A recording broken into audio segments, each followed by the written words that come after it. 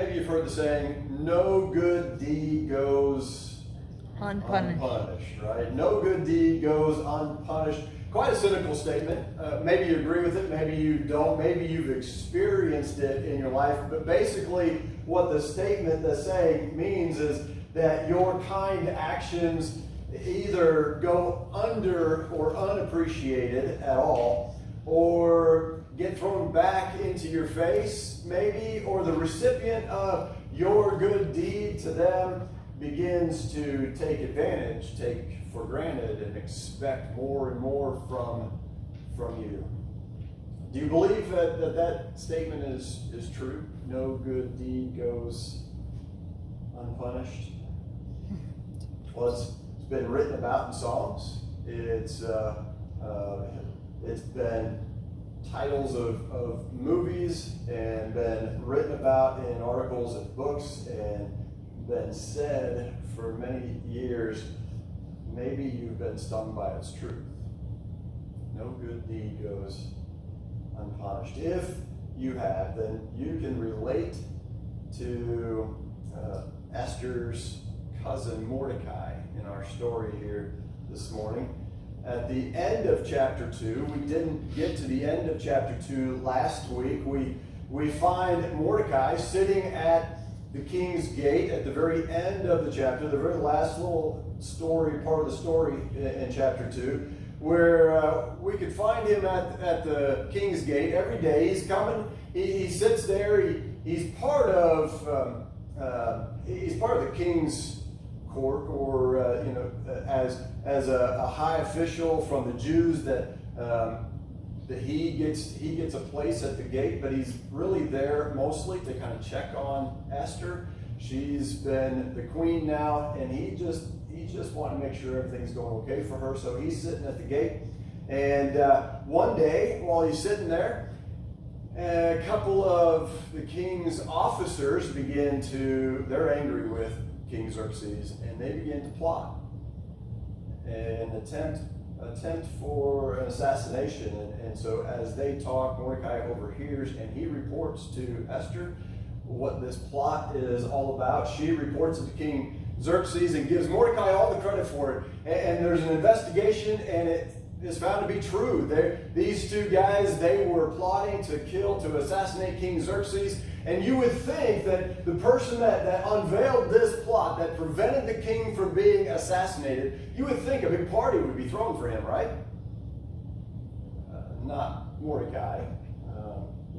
Not even really a handshake or a thank you. It gets mentioned in the king's report, but that's about it. And Mordecai is kind of forgotten about.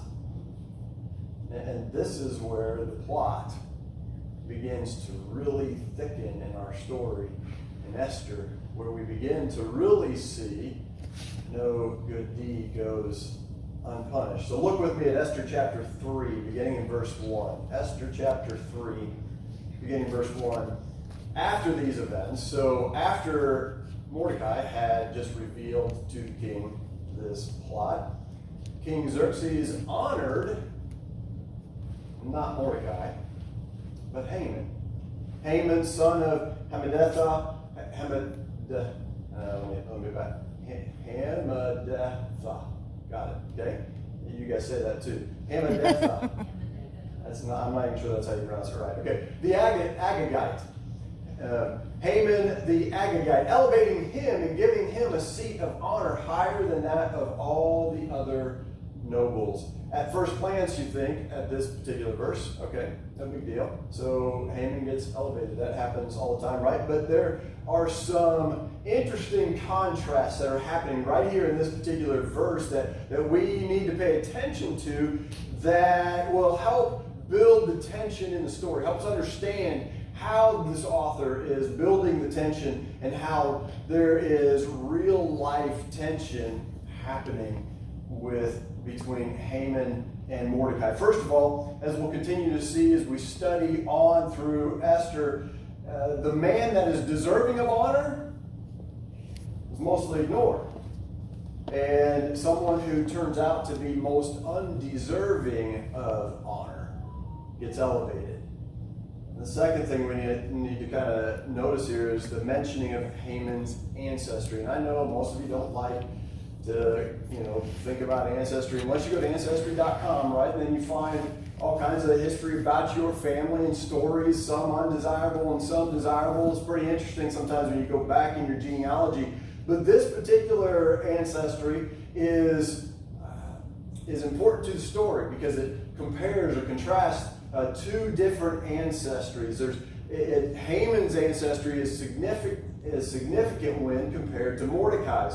Haman is an Agagite, which means he is a descendant of King Agag, the Amalekite, which I know so far still means nothing to you, right? So let me keep going. If you remember any Old Testament history, if you remember when Moses brought the Israelites out of Egypt, out of captivity, they were met with some opposition, but especially by the Amalekites.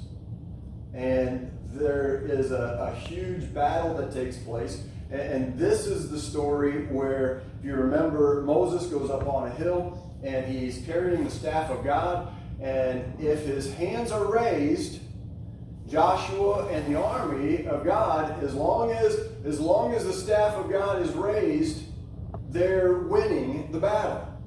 But when you try standing all day with your arms up, what's going to happen? You get tired, right? So Aaron and Hur, I think is the grandson of Caleb, Joshua and Caleb. So Aaron and Hur hold up Moses' arms. And as long as his arms and the staff of God is raised, they win. Joshua defeats the Amalekites. And it's there that after that defeat that Moses declares, "The Lord is my banner." As long as the Lord is with us, he protects us. He provides a banner, and we'll raise him as our banner. We belong to him. He is our God. He is our King, and we fight for him, and he is with us. And then he prophesies this in Exodus 17, verse 16. "The Lord will be at war against the Amalekites from generation to generation." And this marked the beginning of the conflict that would continue in our story here today. And there's even a bit more tension that goes with it. If in 1 Samuel chapter 15, God was going to use King Saul. King Saul was supposed to punish the Amalekites for what they had done to the Israelites back in when they came out of Egypt.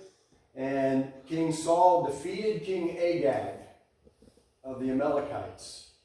And he was supposed to destroy everything as a punishment to the Amalekites, but instead King Saul, and this began his demise, and God wished he had never made him king, because King Saul, instead of doing what God told him to do, he kept King Agag, and he allowed the Israelites to plunder the Amalekites, which was against what God had said to do. And God regretted having made Saul king. And what we're seeing in our story in Esther is that there is still some unfinished business. What God had ordered finished a long time ago is now rearing its ugly head again, and there's tension, there's conflict, there is enmity between these two families, from the family of King Agag of the Amalekites and Mordecai, who, if you remember, is a descendant of King Saul. And so now we see this conflict coming to a head again, even while these two, the Israelites are in exile in Susa. So here's where it starts to really get ugly. Look at verse 2. "All the royal officials at the king's gate knelt down and paid honor to Haman, for the king had commanded this concerning him. But Mordecai would not kneel down or pay him honor." I wonder why. Then the royal officials at the king's gate asked Mordecai, "Why do you disobey the king's command?" Day after day they spoke to him, but he refused to comply. Therefore they told Haman about it to see whether Mordecai's behavior would be tolerated. For he had told them that he was a Jew. And when Haman saw that Mordecai would not kneel down or pay him honor, he was enraged. All of this bad blood between the Amalekites and the Israelites, between his great-great-great-great-grandfather, King Agag, and Mordecai's King Saul, all this bad blood was boiling up now inside of Haman, and he was enraged. And having learned who Mordecai's people were, he scorned the idea of killing only Mordecai. Instead, Haman looked for a way to destroy all of Mordecai's people, the Jews, throughout the entire kingdom of Xerxes. So now Haman set out to finish what was started many years earlier. Right? It's not looking good for the Israelites here. Not only are they in captivity, but now this long-time mortal enemy is in power and has the power to destroy them, to destroy God's people. And so the question remains, where is God in all of this? Where is God? Why did he allow his enemy to rise to such power? I mean, Mordecai did the right thing, right, by not bowing to Haman. He could have just bowed his knee and let Haman move on, and it would have been kind of no big deal, because in his heart he wasn't worshiping Haman, but he made sure to make a statement, to make a point that no man is worth bowing to. No one is worth bowing to except God and God alone. He stayed true to the one true God. He obeyed his command to have no other gods before him. And so, no good turn, right? Where is God when the enemy is breathing down our necks? You ever wondered that? You ever felt oppressed on all sides, threatened, and wondered, God, where are you? We're reminded in the New Testament that our battle is not against flesh and blood, right? But against the principalities, the powers beyond us, that in the spiritual realm, that our battle is against the prince of the air, the evil one of Satan. Where is God? When we try to do good and the people that we help turn their backs on us, throw us under the bus, where is God when we are rejected for doing the right thing, for doing the good thing? Where is God? Where is our help? And like in this case, when those that we try to help become our enemies, where is God in this? Listen, I know it can be difficult to remember that if God is for us, who can be against us? It can be really hard to remember that God is always for us. Those that love him and are called according to his purpose, for those who have put their faith in Jesus, God is always for us. God is not absent. He's not absent in this story. He's not absent in our lives. See how God shows up, and maybe it'll help us begin to look and see just how God shows up in our lives at just the right time. Let's keep reading verse 7. In the 12th year of King Xerxes, in the first month, the month of Nisan, they cast the lot in the presence of Haman to select a day and a month for this annihilation, for this destruction of all of God's people. And the lot fell on the 12th month, the month of Adar. Okay, so quick side note here. Esther had been queen for about 5 years at this point.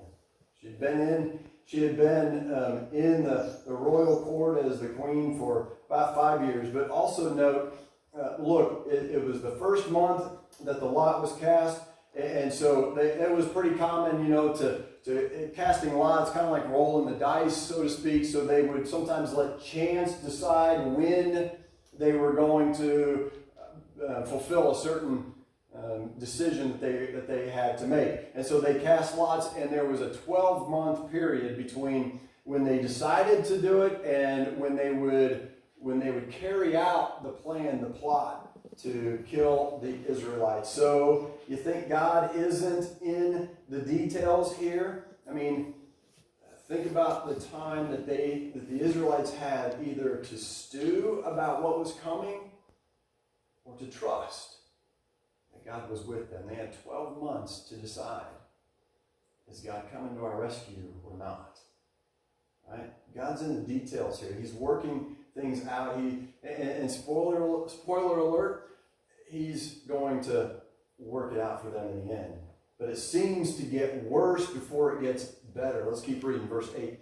Then Haman said to King Xerxes, there is a certain people dispersed and scattered among the peoples in all the provinces of your kingdom, whose customs are different from those of all other people, and who do not obey the king's laws. It is not in the king's best interest to tolerate them. Now, first of all, he's lying about them. There is no record of them having done anything that went against the king. They were pretty complicit and compliant to everything that King Xerxes had asked of them. It was this man Haman that he had trouble with. So now he was deceiving. He was twisting the truth about all, and he didn't even reveal that it was Jews. Because he had revealed who the people group was, then perhaps Xerxes would have thought, I don't know, I had a bit of trouble with them.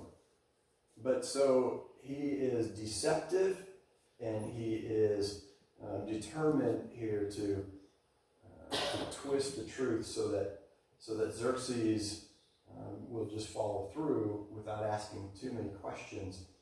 I know somebody else that's really good at deceiving, at twisting the truth, and whispering in ears to make others against God's people.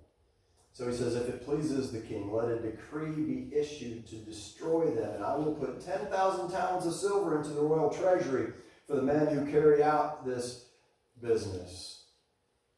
How manipulative. So the king took his signet ring from his finger and gave it to Haman, son of Hammedatha, the Agagite, the enemy of the Jews. And he said, keep the money, the king said to Haman, and do with the people as you please. A hopeless situation, aren't they? But in the very next verse, we begin to see a glimpse of God being with his people. We get a glimpse of God with his people. Look, he says, then on the 13th day of the first month of the royal secretaries were summoned. They wrote out in the script in each province and the language of each people all Haman's orders to the kings, satraps, the governors, and the various provinces and the nobles of the various peoples. These were written in the name of King Xerxes himself and sealed with his own ring.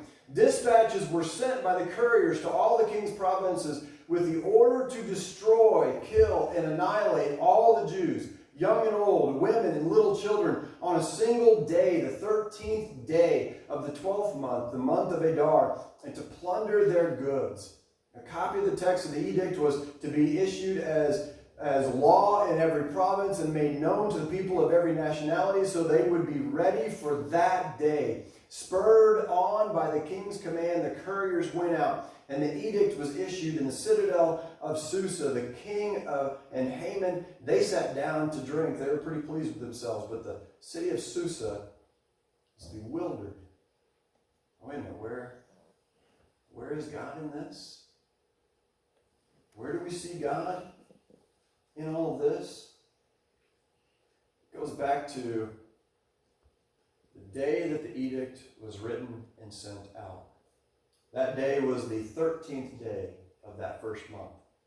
Do you know what was celebrated by the Jews on the 14th day of that month? Passover. So while Haman and Xerxes, while they plotted an annihilation of this entire people group of all of Israel, and as the Israelites were getting word of this annihilation that was coming 12 months later, God was saying to them, I'm with you. And the way that I saved your forefathers before you out of the hands of the Egyptians and the Pharaoh, I will save you also. You cannot defeat me, he says to his people. And I will protect you. I will be your banner over you. When all seems hopeless, there is a reminder that God is still on the throne. That God is still in charge. That God is still sovereign. That God is still king. He is still working on his people's behalf. That God will save them just as he did before. He is faithful. And he is powerful. And even, listen, when the church is under attack, the church is under attack all around the world today. Christians are being put in prison. Christians are just for the name of Jesus, are being put to death all over this globe. And even here in America, your voice, the name of Jesus, is being oppressed and suppressed. And you're being attacked. The church is being attacked on all sides from all fronts. Our enemy is relentless in his pursuit of the church. To annihilate it, to destroy it, to rid the earth of it. God is still with us. God will always be with us. He is our banner.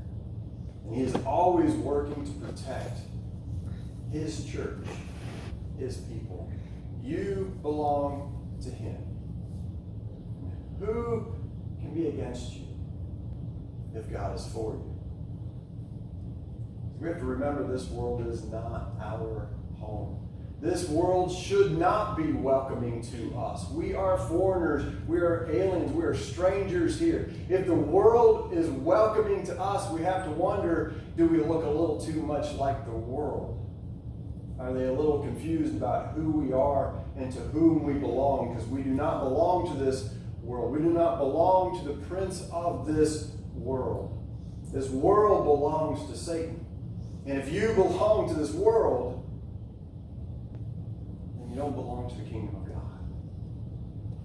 You will find opposition. The church will find opposition from all sides from the enemy of God's people. This enemy is always working to destroy what God has claimed as his own. We should not be surprised. We cannot be bewildered by the enemy's attempt to destroy us. We need to be ready. Because God is faithful. And he will save us. Because you belong to him. We may suffer a little bit. We're not promised anything less than suffering. Jesus suffered on our behalf. And he promises that we will be attacked by wolves, that we will suffer for his name's sake. In fact, he said, if you want to follow me, you must do what? Carry up your own cross in order to follow him. There is no promise that we'll escape through this life. Not if you follow him. But we do have a promise that he will protect us, that he will be with us, that he will be our banner over us as we come under the attack, the relentless and constant attack of the enemy, this enemy that is manipulative, this enemy that is deceptive. And the question for us is, will we trust in the Lord as our banner?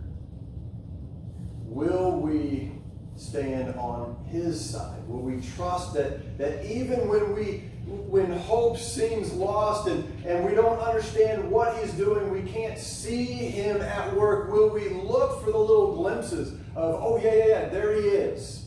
That's what he's doing. Like sending out this decree one day before his reminder of Passover that he will save, that he has saved. When all hope seems lost, where we look, where we turn. I know, no good deed goes unpunished, right? Maybe not while we're on this earth. It may not be true about this life. But I'm here to tell you, God notices. God's paying attention. You may go unappreciated by the people you're helping, but you are not unnoticed or unappreciated by the one who matters, by the one who has sent you to serve, the one who has sent you to help and to give of yourself. God cares, and God is on your side to the end. When all hope seems to be lost, when no good deed seems to go unpunished, listen to his whisper. Remember the story of Elijah in 1 Kings chapter 19? God says, go to the cleft of the mountain. I'm about to pass by. The earthquake and the fire. And it wasn't until the whisper. It wasn't in the wind. It wasn't in the quaking of the earth. It wasn't in the rumbling and the powerful. It was in the whisper. Be still and know that I am God. He'll be with you.